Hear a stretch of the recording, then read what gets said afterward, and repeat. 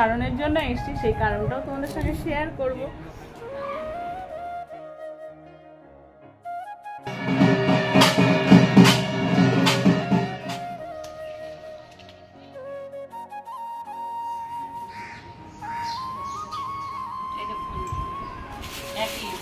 এই কালারই নিয়েছি।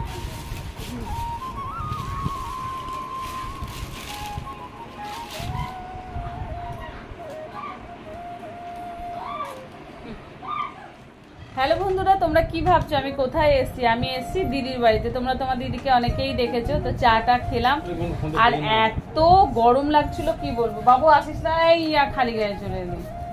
Like and subscribe please. দাঁড়া।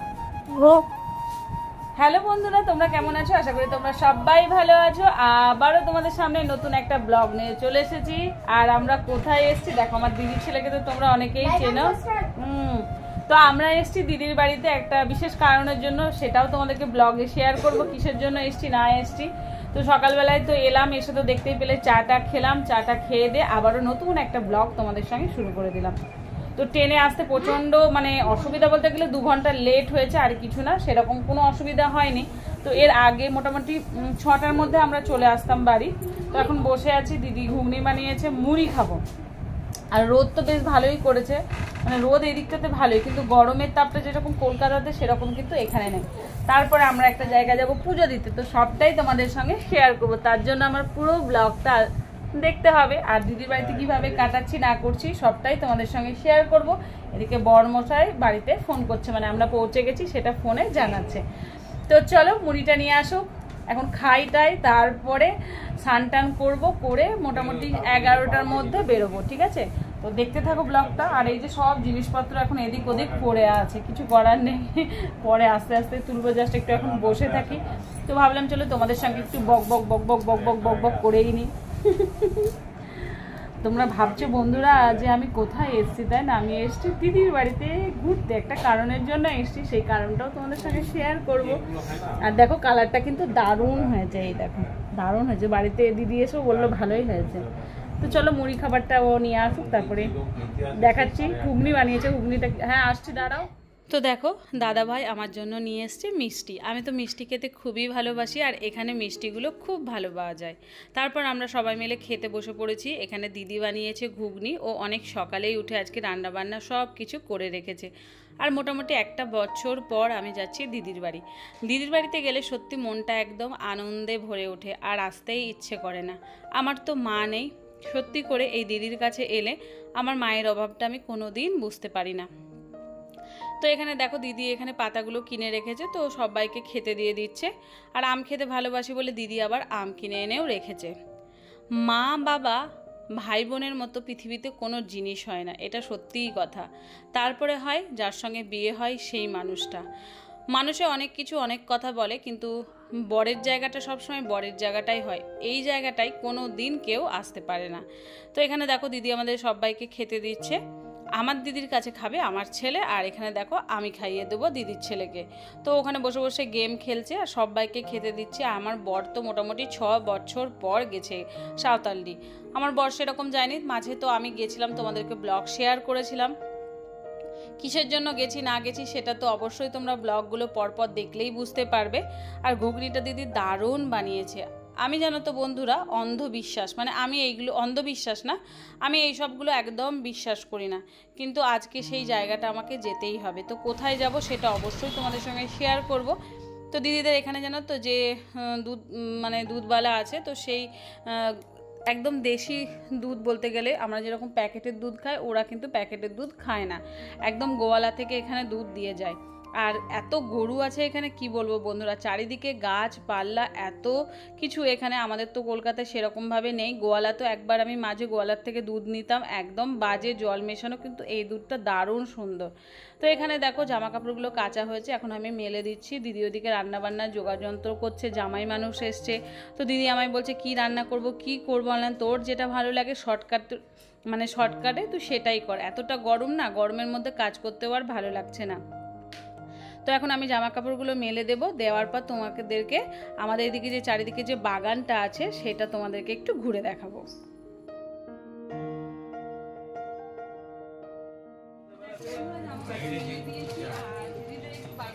তোমাদেরকে ঘুরে দেখাচ্ছি। এখন তো প্রচন্ড রোদ, মানে রোদে তবুও দেখাচ্ছি। দেখো ছোট ছোট এই দেখো কত ফুল ফুটেছে। তারপরে অপরাজিতা ফুল ফুটেছে। আর এইটা হচ্ছে কাটুয়া ডাঁটা, এই দেখো দেখতে পাচ্ছ। আর এই যে এই দেখো এই গাছটা ড্রাগন গাছ। দেখ বাবু কত বড় হয়েছে মাসিদের ড্রাগন গাছটা।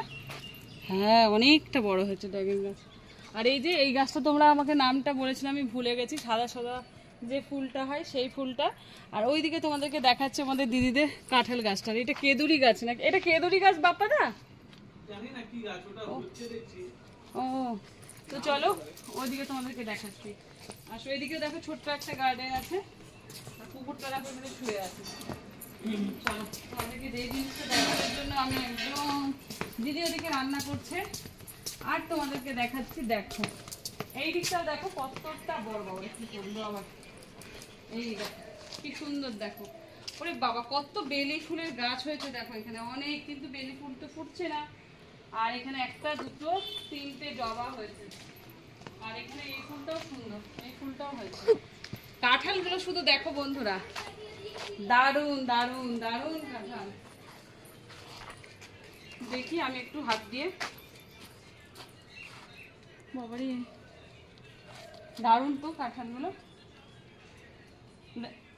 এইটা মনে হচ্ছে পেকেছে জানো বন্ধুরা। আর নিচেও দেখো একটা, ওরে বাবা কতগুলো কাঁঠাল, তাই না? তো চলো দিদি রান্নাঘরে কি রান্না করছে সেটা এখন তোমাদের সঙ্গে শেয়ার করছি। এটা তোলার ফুল না, না না। তো দেখো এখানে রান্নাঘরে চলে এসেছে, দিদি কি রান্না করছে। এখানে হচ্ছে উচ্ছে ভাজা, আর ওদিকে হচ্ছে ডাল আর চিকেন। আমি বলেছি আর কিচ্ছু করতে হবে না, চিকেন ছাড়া তো, মানে চিকেন হয়ে গেলে আমার কিছু লাগে না। তবুও যেহেতু আমার কর্তা মশাই এসছে, যতটুকু পাচ্ছে রান্না বান্না এখন কিছু না। এখানে কিছুগুলো বাসন আছে দেখো, তো আমি ভাবছি এগুলো একটু মেজে টেজে দিই, তারপরে স্নান করতে হবে, এত গরম লাগছে। এইটা তো পুরো রান্নাটা হয়ে যাক দিদি, তারপরে তোমাদের সঙ্গে শেয়ার করছি। জানো তো বন্ধুরা, কি বলো তো, দিদি একা একা কাজ করবে আর আমি বসে থাকবো, এটা কিন্তু ভালো লাগে না। তো আমি ভাবলাম এখানে আলু পেঁয়াজটা কেটে দিই, দিদি এদিকে চিকেন বানাবে, যেহেতু আমরা কেউ মটন খাই না, এই জন্য দিদি চিকেন নিয়ে এসছে। তো আমাকে বলে বুনু তুই চিকেনটা বানা, তাহলে আমি এদিকে কাজগুলো করে নেব, আমাদেরকে আবার মন্দিরে যেতে হবে। তো আমি যেতে চাইছিলাম না সত্যি করে বন্ধুরা, কিন্তু দিদি আমাকে বলেছে কেন যাবি না, সব সময় বিশ্বাস করতে হয়, কিছু তো আছে নিশ্চয়ই, আছে বলেই এতগুলো মানুষ যাচ্ছে। তো তোর মনের মধ্যে কেন বিশ্বাস আসছে না বলতো? আসলে আমি খুব চঞ্চল, খুব খিচিবিচি হয়ে গেছি, মনটা একদম স্থির নেই। এই কারণে দিদি অন্যের কাছ থেকে খবর পেয়ে আমাকে বলেছিল তোকে ওখানে নিয়ে যাব। তো আমার বাবার জন্যও যাচ্ছি, আমার বাবা একটা অনেক বড় জিনিসে ফেঁসে আছে, সেখান থেকে কিছুতেই বের হতে পারছে না।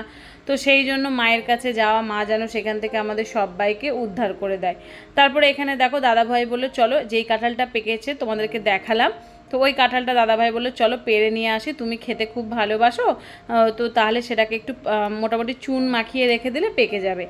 কি বলো তো, দিদির বাড়িতে এসছি তো, দিদি কোনটা আমি খেতে ভালোবাসি, কোনটা খাবো, সেটা সব সময় খেয়াল রাখে।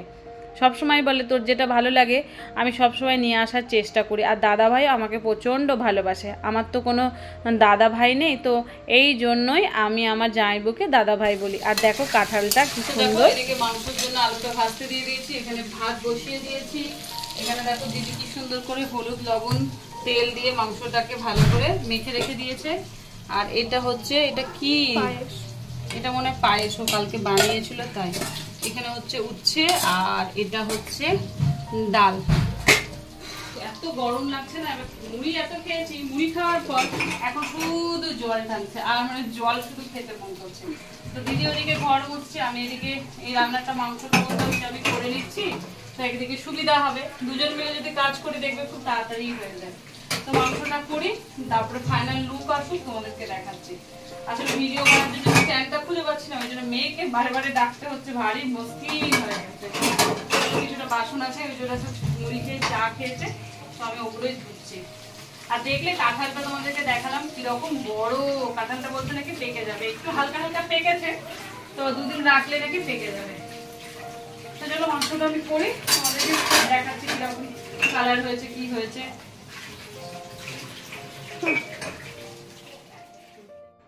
তো দেখো বাবুদেরকে এখানে বলা হলো বোতলে জলগুলো ভরতে, ওরা তো কিছুতেই ভরবে না। এক জায়গায় 4টে বাচ্চা হয়েছে মানে বুঝতেই পারছো, তারা একসঙ্গে খেলছে। তো দিদিকে বললাম তুই ওদেরকে বকা দিস না, তো আমি এগুলো করছি, ফ্রিজে জল রাখছি, যেহেতু গরমটা অনেকটাই না ভালো লাগছে না। আর এখানের গরম আর কলকাতার গরমের মধ্যে অনেকটাই তফাৎ।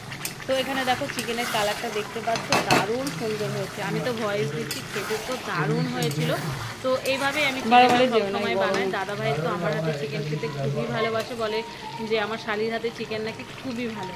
তো তার মধ্যে দেখো ভেজে রাখা আলুটা আমি দিয়ে দিলাম, তারপর এখন ভালো করে কষিয়ে নেব, তারপরে আমি সোজা চলে যাব স্নান করতে। তোমাদেরকে আগেই বলেছি যে আমি যাব মন্দিরে। আমি একদম সত্যি ঠাকুর দেবতা সেরকমভাবে বিশ্বাস করি না, বিশ্বাস করি কিন্তু ইনি হচ্ছেন খুব খুব জাগ্রত, এই কারণে দিদি আমায় বলেছে তোমাকে যেতেই হবে, তুমি না বললেও আমি শুনবো না। তো ওখানে গিয়ে জানো তো পুরোটাই আমার যেরকম কীরকম একটা হয়ে গেছে। তো চলো ওখানে গিয়ে তোমাদেরকে দেখাচ্ছি কীরকম মন্দিরটা। তো স্নান হয়ে গেছে, স্নান টান করে আর চিকেনটা তোমাদেরকে দেখাতে পারিনি। এখন আমরা পুজো দিতে যাচ্ছি, তো খেয়ে দিয়ে পুজো, তাই তো পরে সব কথাগুলো তোমাদেরকে বলবো, এখন কিছু বলবো না, ওগুলো আমি কলকাতাতে গিয়ে বলবো কেন যাচ্ছি কি যাচ্ছি। তো এখানে একটা মন্দিরে যাচ্ছি, তো চলো সেখানে গিয়ে আবার কথা হচ্ছে। আমি কোথাও সামনে বসে পারবো না, এখানে বস, দাঁড়ান বসে, এই হয়ে গেছে।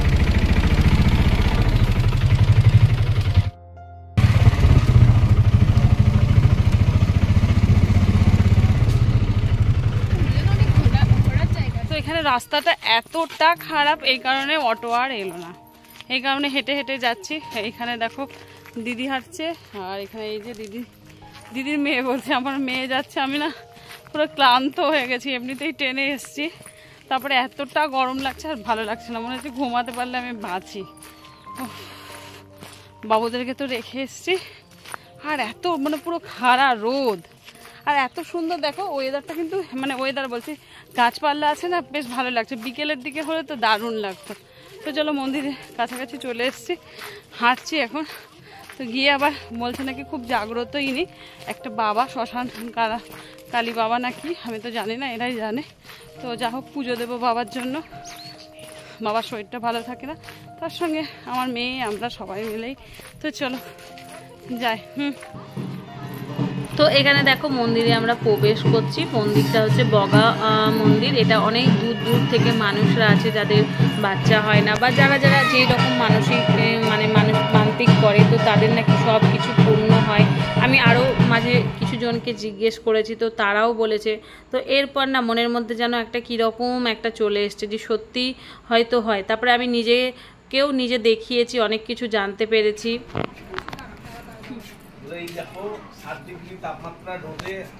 এই যে আমরা বাড়ি চলে এসেছি, পুজো দিয়ে বাড়ি চলে এলাম, তারপর এসে গা হাত পা ধুয়ে এখন এই যে সব জামা কাপড়গুলো কেচেছি। আর এত রোদের জন্য আরো মাথা খারাপ। এই যে এগুলো সব কেচেছি, এগুলো মেলে দিই। আর সকালে যেগুলো কাঁচা হয়েছিল সেগুলো সব দাদাভাই তুলে দিয়েছে। 50 ডিগ্রিতে আমরা এখন বেঁচে আছি। 50 ডিগ্রিতে আমরা এখন বেঁচে আছি। তো এখন খাবো, খিদে পেয়ে গেছে, এগুলো মেলে দেবো, দিয়ে খাবো। ওদের এখনো স্নান হয়নি, ওরা স্নান করবে দুজনে। হ্যাঁ আমরা ঘুরতে গেছি। তো চলো একবার করে মেনুটা দেখিয়ে দেবো, কেন লাস্টের মেনু মানে চিকেনটা বড় মশাইকে দিয়ে আমি চলে গেছি। আর সত্যি মায়ের কাছে গেছিলাম, প্রচন্ড জাগ্রত মা, আমি খুব ভালো করে তোমাদেরকে দেখাবো। এ দেখো করোনার জামাটা, তো চলো এগুলো মেলে তারপর আসছি তোমাদের করোনার জামা কাছে ছিল তো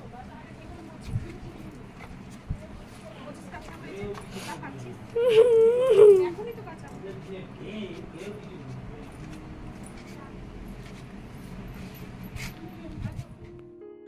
তো দেখো জামা কাপড় মেলে দিলাম। বাপ্পাদা মানে আমার দাদাভাই তো দেখতেই পেলে কীরকম আমাকে বলছিল, তো সেটাও তোমরা শুনতে পেয়েছো। এখানে আমরা সব বাচ্চা মিলে আমরা সবাই খেতে বসে পড়েছি। তোমরা যদি এই মন্দিরের সম্বন্ধে কিছু জানতে চাও তোমরা কমেন্ট করো, আমি অবশ্যই বলবো।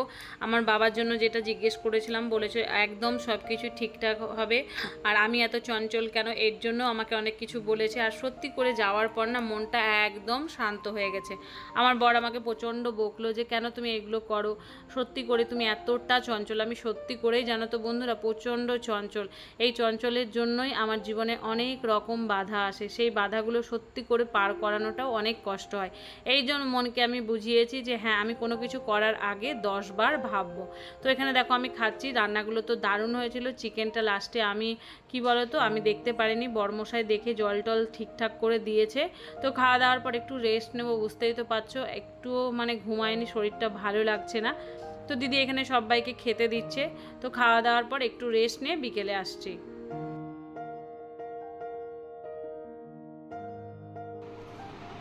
দেখো চা পেয়ে গেছি, দিদির বাড়িতে এসে চা আর বানিয়ে খেতে হয় না, তখন আর মনে হয় না যে একবার চা খাই কি দুবার চা খাই। মানে ওরা খাচ্ছে, আমাকেও বেশ দিয়েছে, আমিও দেখো চা নিয়ে নিয়েছি। ঘড়িতে এখন 6টা 48 বাজে। তো চা খাবো, খেয়ে একটা জায়গায় যাবো। আজকে সারাদিনই তোমাদেরকে একটা একটা করে জায়গা ঘুরতে নিয়েই যাচ্ছি, তাই না? তো চাটা খেয়ে রেডি হয়ে আর একটা জায়গা যাবো, তোমাকে সেখানে মানে তোমাদেরকে সেখানেও দেখাবো কি কি আছে না আছে, ঠিক আছে? তো এই যে চাটা খেয়ে নিই, তারপরে রেডি হয়ে আসছি তোমাদের সামনে। দারুণ হয়েছে তোরা চাটা। তো চা খাওয়া দাওয়ার পর একটু বসেছিলাম, বসে থাকার পর দেখো এখানে কি কি আছে, ফুচকা। তো ফুচকা জিনিসটা তো সবাই খুবই খুবই ভালোবাসো। তো এখানে ফুচকা নিয়ে এসছে, আর নিয়ে এসছে এখানে মশলা মুড়ি। আর আমরা সবাই রেডি হয়ে গেছি, আমরা একটু যাব বাজারে। তো বাজারে গিয়ে কি কি কিনবো না কিনবো সেটা বাজার থেকে এসেই তোমাদের সঙ্গে শেয়ার করব। তো এখানে সবাই ফুচকা খেতে ব্যস্ত। আমার বরকে বলছে একটা ফুচকা আমাকে দাও, কিছুতেই দিতে চাইছে না। তো আমার দাদাভাই বলছে দাঁড়াও, আমি তোমাকে ফুচকাটা বানিয়ে দিচ্ছি। তো আমি বললাম না, বানিয়ে দিতে হবে না। তো ওরা গেছিলো একটু বাজারের দিকে, তো নিয়ে এসছে। তো এখানে দেখো এবার আমি বসে পড়েছি ফুচকাটা খেতে। তো চলো খেয়ে নিই, তারপরে বাজার থেকে এসে কি কি কিনছি, কাদের জন্য কি কি নিচ্ছি না নিচ্ছি, তো সবটাই তোমাদের সঙ্গে শেয়ার করব।